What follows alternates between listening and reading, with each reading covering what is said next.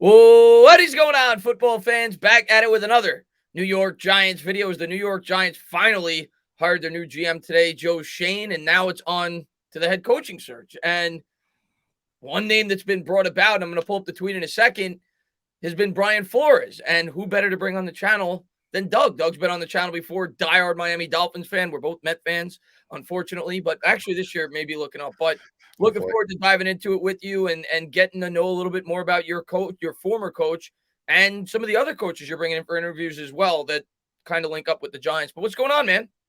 Not much surprising end to the year for the Dolphins. We'll talk about it. Didn't see it coming, but then I kind of did see it coming. But it's going to be interesting. I think both our teams are going to have a very interesting offseason, and there's a lot of names that are going to be connected to the both of us consistently. I don't know what it is with the Giants and the Dolphins. Just Bill Belichick, Patrick Graham, Brian. It's like we're connected somehow. Yeah, maybe you'll bring Joe Judge in for an interview next. I can give you the MO on him. Most Giant fans are not very happy about that. But yeah, man, I'm excited to get to know a little bit more about Flores. I've kind of been on the outside looking in, and being that I don't watch Dolphins games every week like you do and follow the team as closely as you do. The one thing that I'll always say about Flores before this, he always impressed me as a guy that seemed to get the most out of the talent that was on your roster. But first, let me pull up this tweet by O'Connor, and then I want to dive a little bit more into him. This came out from Ian O'Connor, works for the New York Post. Mara reached out to Brian Flores a couple of nights ago, a source told the Post. Very good conversation. Mara assured Flores that he's a serious candidate and that the Giants will be willing to eat money to clear up some cap space. This would be the Flores-Daboll steel cage match. A clarification on this tweet. The purpose of this call was for John Mara to tell Brian Flores that he is a serious candidate. The Giants are going to work with the salary cap for Joe Judge if he stayed or any other head coach that they hire. Anyway, Flo was pretty fired up about the interview. And Flores, of course, is a former Jersey guy, grew up a New York Giants fan. So I'm interested to get to know a lot more about him. Yeah, let's start with that, man. Let's start with Flores and just your overall opinion of him as a head coach while he was with your Miami Dolphins. Because I remember I went on your channel when we played you guys, like, I don't know, later in the season. I don't remember what week it was. And you basically said before you guys started going on the winning streak that you thought Flores, there was a chance, was going to lose his job. Now, I would think after you guys won 8 out of your last 9 that you thought that Flores was going to be safe. But I want to get your take on Flores overall as a coach with your football team. He it's he's a very strong coach, and he's very passionate, I guess you can say. But the biggest problem I had with him was the offensive side of the ball. If you get Brian Flores, your defense is going to be real good. But it seems like that wasn't your biggest problem with the Giants, was your defense.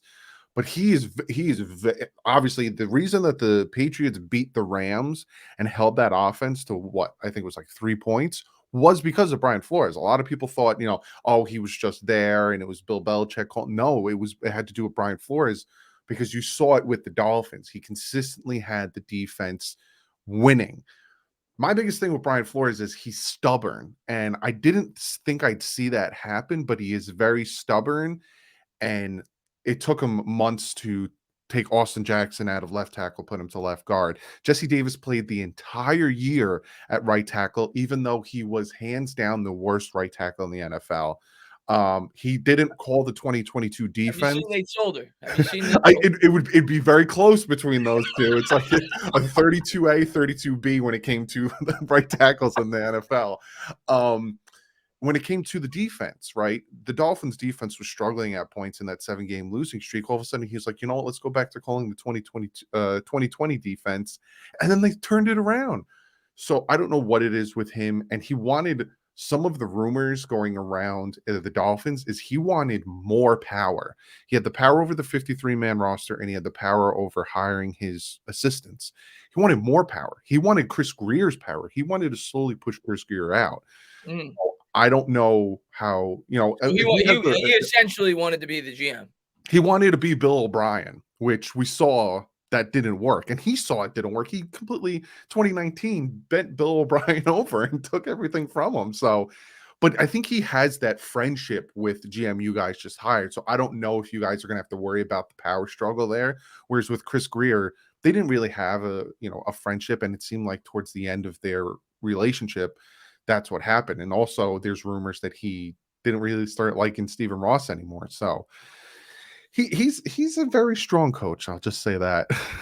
Yeah, the one thing that and I like some of the things that he did for you guys in terms of like you guys started 1-7. I think the sign of a good head coach is a guy that gets his team to continue to fight for him. Hmm. Granted, you played a weaker schedule down the stretch, but I don't care. To win 8 out of your last 9 games and beat a Patriots team, a game in which they were playing to win, Yep. they were trying to win the division. I mean, I think that speaks volumes about Flores and being able to get his team to compete for him and fight for him. So I definitely think there's some good things to him. The one thing that always eked me the wrong way about Flores was his handling of Tua. Yeah. And it came out, I think, after he was fired, that there was kind of a power struggle there, that he never really wanted Tua. He wanted them to go after Watson. But his first year there, Tua, after they had drafted Tua, which I guess it came out that he never wanted Tua to begin with, I never understood that transition where he brought Tua in and then he took him back out for Fitzpatrick. I think that's something that you don't do. I think that screws with your quarterback. And then the other red flag for me is, like you said, I think he went through 3 different offensive coordinators in his 3 years there, and your offense never really got going. Now, maybe some of that is due to the limitations of his quarterback, and maybe that's what Flores would try to sell the New York Giants on. But for me, I'd be okay with Flores, but I think you need a strong offensive coordinator to go along with him. So I'll start with the whole Tua thing. It is known that they all wanted Tua. If you hear anything or anyone Flores saying, "Oh, included. yes, Flores wanted Tua at the time of the 5th overall pick. Flores, Greer, and Stephen Ross wanted Tua. If you hear anything saying, "Oh, well, Flores wanted Herbert," it is not true. Flores wanted Tua. It wasn't until towards the end of the season of 2020 that he started to sour on Tua, and that's where all of a sudden in the offseason, this past offseason, he was the one who wanted to get Deshaun Watson. And again, you're going to hear rumors that he wanted Deshaun Watson. And it was only no, him, Chris Greer, and Stephen Ross wanted Deshaun Watson. So you're going to hear a lot of rumors that are going to surround that. It's not true.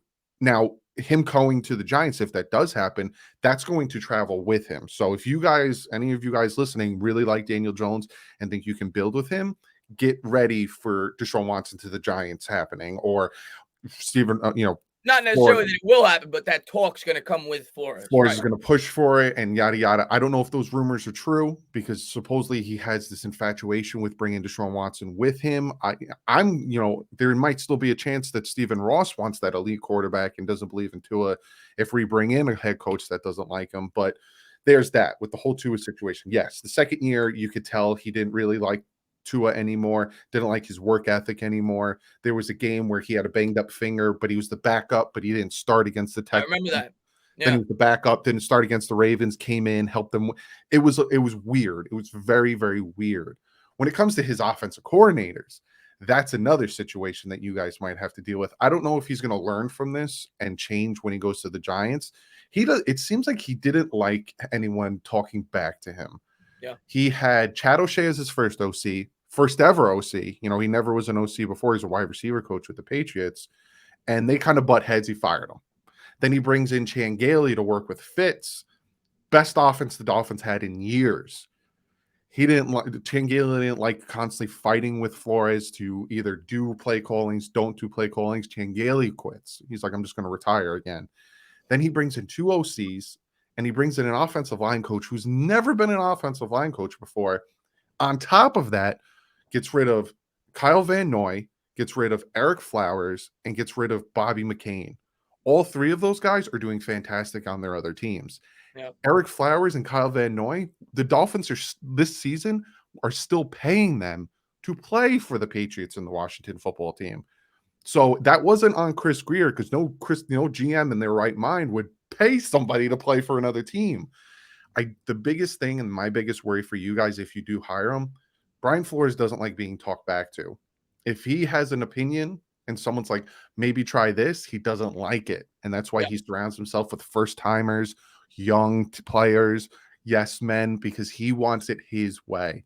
Will he change that? I don't know, but that was his biggest problem, and supposedly that's why Stephen Ross stuck with Chris Greer, who seems to be a little bit of a brown noser versus Brian Flores, who's my way or the highway. He thinks he's Bill Belichick without having the rings, essentially. Sounds like Joe Judge a little bit. It sounds like a lot of people that learned under Bill Belichick and Josh McDaniels being another one, his first time around with the Denver Broncos. And I think that's like the biggest detractor for a lot of people that don't want Flores to the Giants is just that. They're like, we just had a former Patriot. It didn't work out. Why are we now going to bring in Flores, regardless of the results that he had with the Miami Dolphins? Now, like I said, from the outside looking in, just based on the results, the wins and losses, Flores, your first year, I think you probably agree with me. You probably didn't think you were going to win more than 1 or 2 games. You Mhm. guys won 5 games. The next year, you win 10. And this past year, I think he probably met expectations, but the method in which he did it was rather impressive. So I think just the results based on how he gets the team to compete and the wins and losses are impressive, but there are a lot of red flags there. And I think myself as a Giants fan, I look at my team right now. Our team was dead last in offense over the last 2 years combined. And this is a guy that did not prove to get a lot out of the offense that he was provided with the Miami Dolphins. Not to mention, like you said, went through 3 different OCs. So it sounds to me, at least according to you, that Flores seems to be a little bit of a dictator. Let me ask you this. Are you happy that you guys decided to fire Flores, or would you have preferred to have him back? I was torn because he burned us 3 times when it came to the OC side, and that was the biggest problem. If we had competent offensive play, the Dolphins would have been in the playoffs. They would have beat the Raiders, they would have beat the Falcons, they would have beat the Jaguars, Yeah. had a completely different record, possibly won the division, all this stuff. So it just sucks that he consistently starts out slow. 2020, he started out 1-4. This year, he started out 1-7. All of a sudden, he rallies back and 10-6, 9-8. And I think Flores Ross was just tired of the slow starts because even in the games, we were second half team, consistently second half team. So I don't know. I was surprised. I think a lot of people were surprised. You won 9-8, won 8 of 9. Yeah. No one. I think if he would have won 9 straight and made the playoffs, I don't think he would have got How could fired. you at that point, right? Yeah, like, I think he would have saved his job, and I think that the Titans game was such a debacle that it seemed like, okay, Ross was like, "All right, well, regardless of what happens next week, I'm firing him." Because of the game plan, there's rumors out there, and there's people reporting the winning after the Thanksgiving, after the Texans game, he stopped talking to his assistants and his coordinators. That's He's crazy. he stopped planning with them, and he started doing it himself. And it kind of showed in some games, like the Titans game. 15-mile-an-hour winds, raining, snowing, freezing cold. His thought process was, I want to push the ball down the field. And he forced Tua to throw it 38 times. What? And then his next game against the Patriots in Miami, it torrential downpours. We had 200 rushing yards and Tua threw it 19 times. Like, it just, No consistency. what is your game plan? So I was surprised, but I wasn't surprised. I was like, something's gonna happen. Let's see what happens. I was sleeping.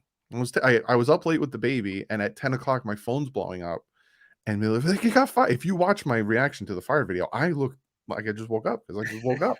I was not expecting him to get fired. So it's, I'm happy it happened, but I'm not because now it's like I'm with It's you. unknown. I'm in the unknown. I don't like it. I don't like it. So Yeah, and now you're looking at other head coaches, which is going to turn me to that. And it sounds like for the most part, Flores is good. He gets good results, but he's a little bit too demanding at times, and it doesn't work well with others. Which is unless he learns from that, which you yeah. would think he probably wouldn't.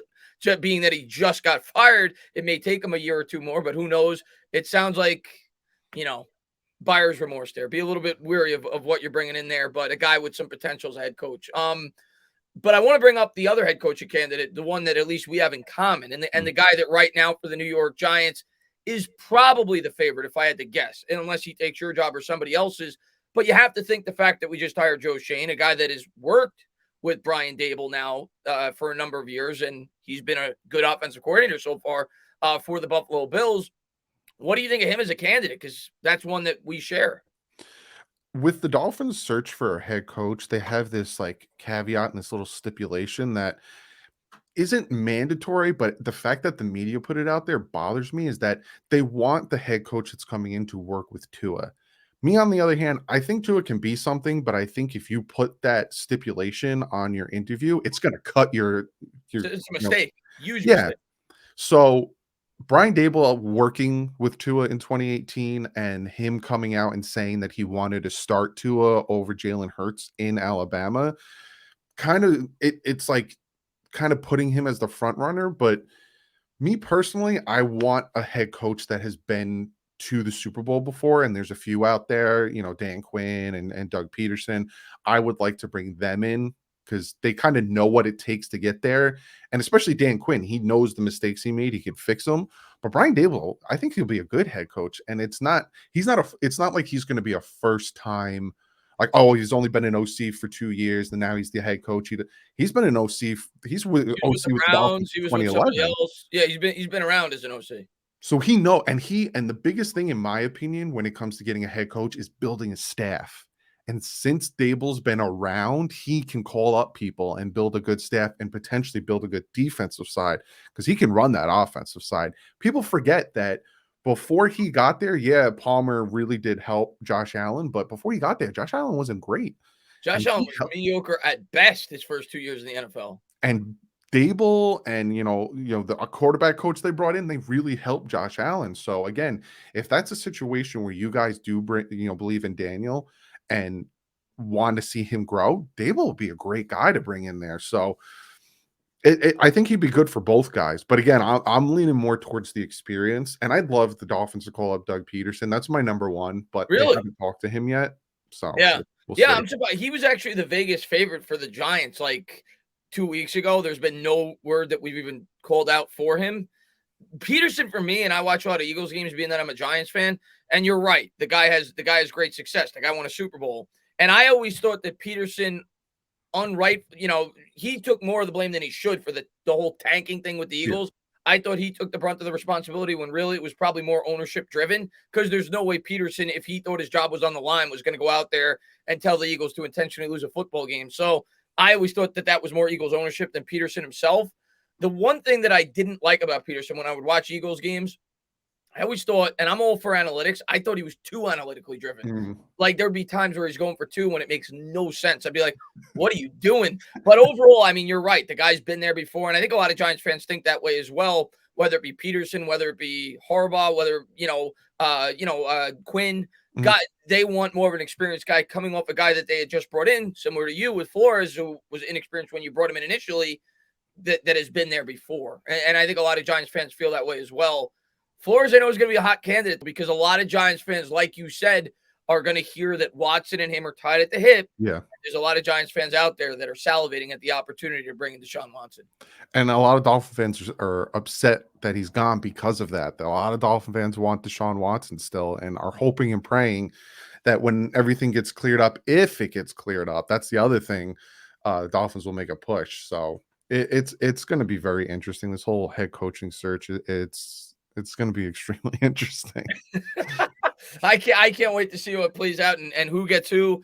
But yeah, I just wanted to have you on the channel briefly to talk about Flores because I know you're going to know a lot more about him than me and a lot of my viewers and bring something to the table. And I think you did. Seems like he's a little bit dysfunctional, but has potential as a head coach. So we'll see if the New York Giants go that route. I'm still leaning that they probably won't. I think they'll probably go with a guy like Daboll or maybe, like you said, somebody with more experience. But Flores is certainly going to be a much talked about candidate. So, by the way, I should have said at the top of the video, if you guys have not done so, his name's right there. Go check out Douglie Do Wrong. Doug's the man. We'll definitely talk. We'll definitely do some stuff in the offseason with the draft. We'll do some mock drafts or something. We'll talk. We'll definitely talk. And like you said, it seems like the Giants and Dolphins are always together somehow, some way, shape, or form. They've had something going on together over the last 3 or 4 years. So, Doug, man, thanks so much for coming on, and yeah, thanks for sharing your knowledge on Flores. Definitely, man. Definitely. Be good, everybody.